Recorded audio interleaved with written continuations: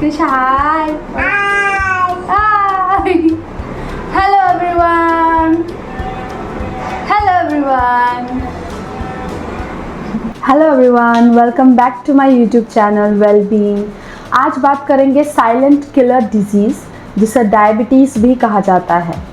Diabetes 4 से 14 years के बच्चों में भी होता है, प्लस बड़ों में तो होता ही है। डायबिटीज ब्लड का शुगर लेवल बढ़ने से होता है। नॉर्मल ब्लड शुगर लेवल ये है, जब ये अपने लेवल से बढ़ जाता है मतलब आपको डायबिटीज हो सकता है। अब डायबिटीज कैसे बढ़ता है, क्यों बढ़ता है, क्या करना चाहिए उसे रिवर्स करने के लिए, उसे कम करने के लिए, क्या नहीं करना चाहिए, वो तो हम वीडियो में देखने ही वाले हैं। बट उससे पहले थोड़ी सी बात कर लेते हैं। दुनिया में 2 टाइप के लोग होते हैं। एक होते हैं मेरे जैसे, जो समझो मैंने आज कुछ अनहेल्दी खा लिया तो मैं 3-4 दिन तक उसे अवॉइड करूँगी, कुछ अनहेल्दी खाने, या 5 दिन तक मैं नहीं खाऊंगी, फिर मेरा मन कर गया तो थोड़ा बहुत खा लूँगी। एंड रेगुलर मैं एक्सरसाइज करूँगी, प्राणायाम करूँगी, हर चीज़ करूँगी, क्योंकि मुझे नहीं चाहिए जब मेरी थोड़ी एज बढ़ जाए तो मुझे ये प्रॉब्लम्स आए। नहीं, मुझे हेल्दी रहना है। दूसरे टाइप के लोग जिसे कोई फ़र्क नहीं पड़ता, कुछ भी खा लो, कोई हेल्थ का ध्यान नहीं, ना एक्सरसाइज, कुछ भी फिजिकल एक्टिविटी नहीं, एंड हेल्थ का बिल्कुल ध्यान नहीं रखना है। और उनका मेंटल स्टेट ये है कि कुछ भी हो जाए डॉक्टर तो बचा ही लेंगे। डॉक्टर का काम है बचाना, बट आप जो कचरे की तरह अपने बॉडी को ट्रीट कर रहे हो, क्या आप सही कर रहे हो? क्या होगा ना, एक एज के बाद जब कोई बीमारी आने लगेगी बॉडी में तो कोई साथ नहीं देने वाला है। एक अपना शरीर ही है जो अपना साथ देता है। ये साथ नहीं देगा तो कोई साथ नहीं देगा, कोई रिलेटिव साथ नहीं देने वाला है। सो प्लीज़ अपने शरीर का ध्यान रखिए। यही जो मतलब मेरा मतलब है जो है यही है। सो मैंने बोल लिया मुझे जो बोलना था। Let's dive into the topic diabetes. क्या आपको पता है कि डायबिटीज़ शरीर के साथ ब्रेन का एज भी बढ़ाता है? डायबिटीज़ ब्रेन का एज 26% तेज़ी से बढ़ाता है। एंड अगर ब्रेन का एज बढ़ने लगा तो सोचने और समझने की कैपेसिटी भी कम होने लगती है। हमारे भारत में 7.5 करोड़ से ज़्यादा डायबिटिक पेशेंट्स हैं एंड 8 करोड़ लोग तो ऑलरेडी प्री डायबिटिक है। एंड फ्यूचर में अगर हमने अपने शरीर का ध्यान नहीं दिया तो ये जो पॉपुलेशन है वो डबल हो जाएगा। लेकिन अच्छी बात ये है कि अगर हमने प्रिकॉशंस पहले से ही लिए तो हमको डायबिटीज़ नहीं आएगा, और अगर आपको डायबिटीज़ है तो वो क्योर भी हो सकता है। ये वीडियो थोड़ा लंबी रहेगा क्योंकि इसमें मैंने डायबिटीज़ के बारे में काफ़ी कुछ कवर करने की कोशिश की है।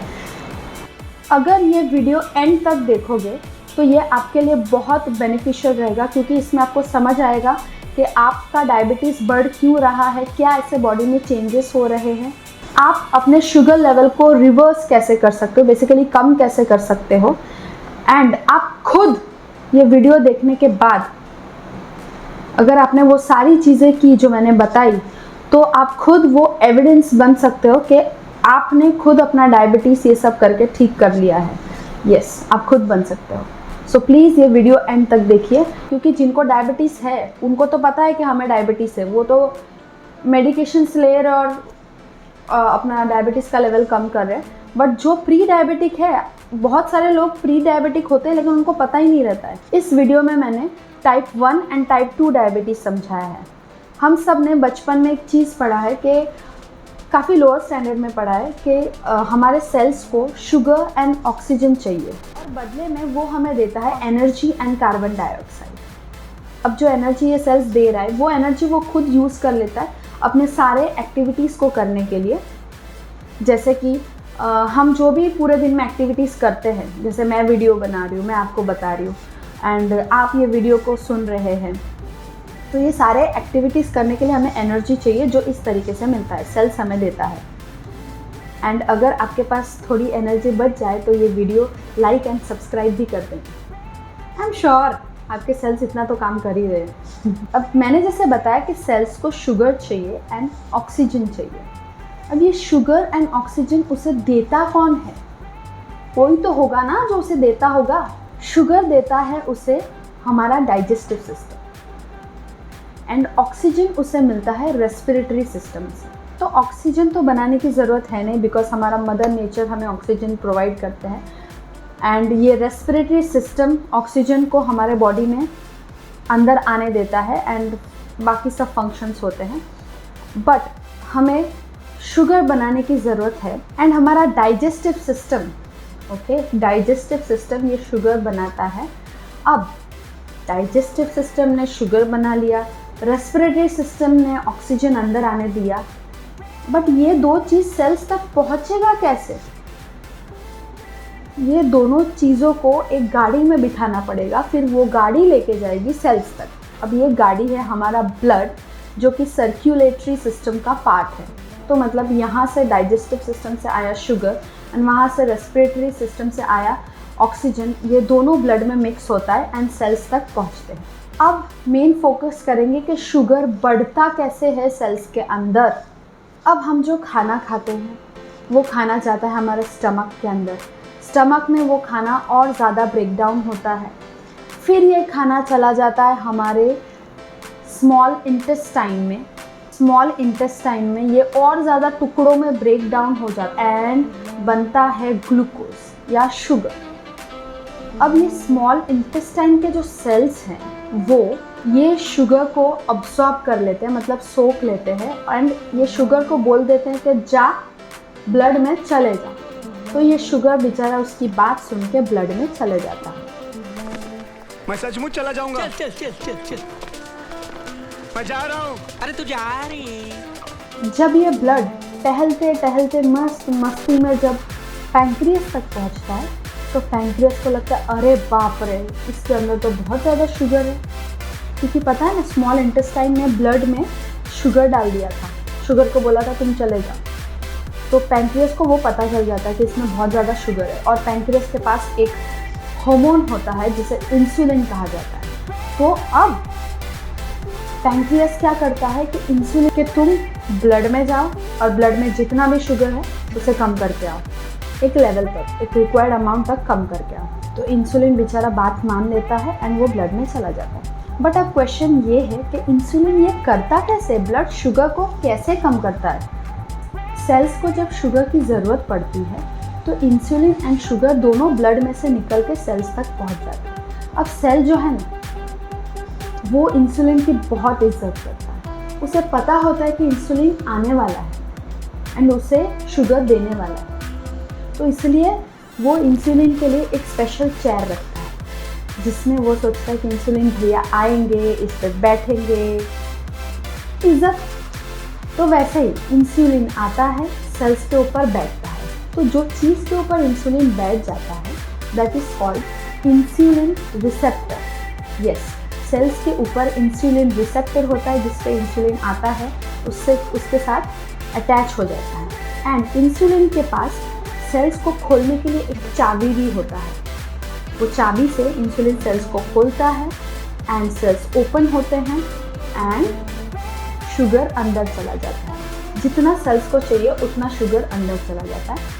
एंड इससे हमें क्या पता चला, शुगर जो अंदर गया तो ब्लड में तो शुगर कम हो गया ना, कुछ शुगर तो सेल्स को मिल गए और बाकी का शुगर कम हो गया, तो इस तरीके से ब्लड के अंदर शुगर का लेवल कम हो गया, सिंपल। तो अब यही शुगर को सेल्स यूज़ करेगा एनर्जी बनाने के लिए, एंड बाकी जो मैंने बताया था वही एनर्जी हम यूज़ करते हैं हमारे दिन भर के एक्टिविटीज़ करने। ये तो मैंने समझा कि एक नॉर्मल बॉडी में क्या होता है, बट डायबिटीज़ में क्या होता है, डायबिटीज़ में ये कैसे बढ़ जाता है वो देखेंगे अभी। सबसे पहले टाइप 1 डायबिटीज़ की बात करेंगे। टाइप 1 डायबिटीज़ में पैंक्रियास बेचारा इंसुलिन बना ही नहीं पाता। अब ये इंसुलिन बनाएगा नहीं तो सेल्स को कौन शुगर देगा? ऑब्वियसली सेल्स को शुगर नहीं मिलेगा, सेल्स ओपन ही नहीं होंगे ना। इंसुलिन के पास चाबी होता है उसको ओपन करने के लिए, बट सेल्स ओपन ही नहीं होंगे तो उसके अंदर शुगर कैसे जाएगा? तो ब्लड में जो शुगर था वो उतना ही रहेगा, प्लस फिर से हम खाना खाएंगे, फिर से ब्लड में शुगर बढ़ेगा और वो लेवल बढ़ता ही जाएगा। अब देखते हैं कि ये इंसुलिन पैंक्रियास बना क्यों नहीं सकता, ऐसा तो क्या हो गया कि ये नहीं बना रहा है। हमारा जो इम्यून सिस्टम है, जो कोई भी बीमारी, कोई भी वायरस कुछ भी आता है बॉडी के अंदर तो उसके साथ फाइट करता है, ठीक है, वो इम्यून सिस्टम गलती से पैंक्रियास के कुछ सेल्स पे अटैक कर देता है। उसे लगता है ये फॉरेन सेल्स है और गलती से वो अटैक कर देता है। तो इसकी वजह से पैंक्रियास इंसुलिन बहुत कम बनाता है या वो इतना अफेक्ट हो जाता है कि वो बना ही नहीं पाता इंसुलिन। तो उसकी वजह से टाइप 1 डायबिटीज़ होता है। अब देखते हैं टाइप 2 डायबिटीज़ में क्या होता है। टाइप 2 डायबिटीज़ एक ऐसा कंडीशन है जिसमें ब्लड का शुगर लेवल बहुत बढ़ने लगता है। पैंक्रियास ज़्यादा से ज़्यादा इंसुलिन बनाता है, बहुत ज़्यादा इंसुलिन बनाता है, धीरे धीरे वो इंसुलिन बनाना छोड़ देता है, जिससे टाइप 2 डायबिटीज़ होता है। अब देखते हैं risk factors of diabetes. Family history, age, stress, खाना टाइम पे नहीं खाना, जंक फूड खाना, नॉट हैविंग इनफ वाटर, सही टाइम से नहीं सोना, वर्कआउट ना करना, ओबेसिटी, जेनेटिक्स। अब देखते हैं कौन से साइंस एंड सिम्टम्स है डायबिटीज़ के। इंक्रीज्ड थर्स्ट, आपको बहुत ज़्यादा प्यास लगती है। फ्रीक्वेंट यूरिनेशन, आपको बार बार वॉशरूम जाना पड़ता है। एक्सट्रीम हंगर, बहुत ज़्यादा भूख लगता है। ब्लड विजन कम दिखाई देने लगता है। इरिटेबिलिटी, इरिटेशन बहुत होने लगता है। मूड चेंजेस भी हो सकता है। अनइंटेंडेड वेट लॉस, जिसमें काफ़ी वेट लॉस होने लगता है। स्लो हीलिंग ऑफ कट्स, आपको कुछ कट आ गया तो वो हील भी जल्दी नहीं होता।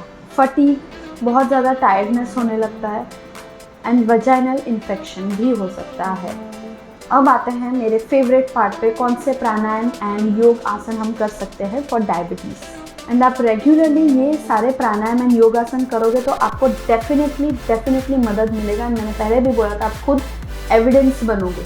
मैं तो रेगुलरली करती हूँ, प्राणायाम एंड योगासन भी अलग अलग ट्राई करते रहती हूँ। तो चलो आज साथ में करते हैं। प्राणायाम में सबसे पहले करेंगे भस्त्रिका, कपालभाति,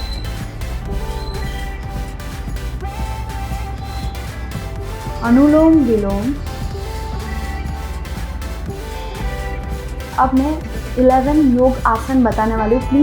प्लीज़ करिए इसे। अगर आपको डायबिटीज़ है तो भी करिए, नहीं है तो भी करिए, बिकॉज आप करोगे तो आपको देखकर आपकी फैमिली करेगी, आपके बच्चे करेंगे। भगवान ना करे किसी को हो, बट हमें अच्छा नहीं लगेगा अगर हमारे बच्चों को ये हो। सो प्लीज़ करिए इसे, बहुत अच्छी आदत भी है। मे बी ये सिर्फ डायबिटीज़ ठीक नहीं करता, इससे बहुत सारी बीमारियां भी बॉडी में नहीं आएंगी, अगर है तो भी ठीक हो जाएगा। तो लेट्स गेट स्टार्टेड। सबसे पहले करेंगे मंडूकासन,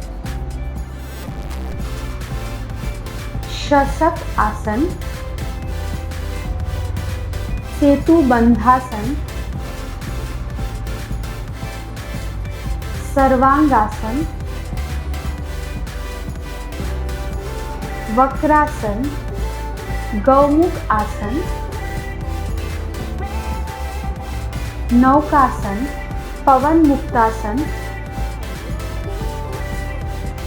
उत्तान पादासन,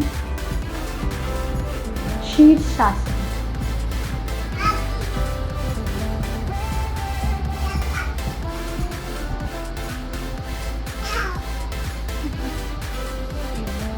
अब देखते हैं कौन सा खाना बेनिफिशियल है डायबिटीज़ में। गिलोय बहुत बेनिफिशियल है।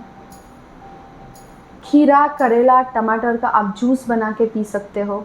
आंवला, एलोवेरा जूस पी सकते हो। Fresh fruits, green leafy vegetables, cow milk, low fat yogurt, nuts, sprouts, oats, ये सब खाना आप खा सकते हो। अब कौन सा खाना हमें अवॉइड करना चाहिए डायबिटीज़ में? Sugary foods, maida, deep fried food. So that's all. अच्छा लगे तो लाइक, कमेंट, सब्सक्राइब कर देना। एंड ये सब योगासन एंड प्राणायाम करने से आपको थोड़ा सा भी इफेक्ट दिखा बॉडी में तो प्लीज़ कमेंट में मुझे बताइए एंड प्लीज़ कीजिए। Thank you for watching my video. Bye.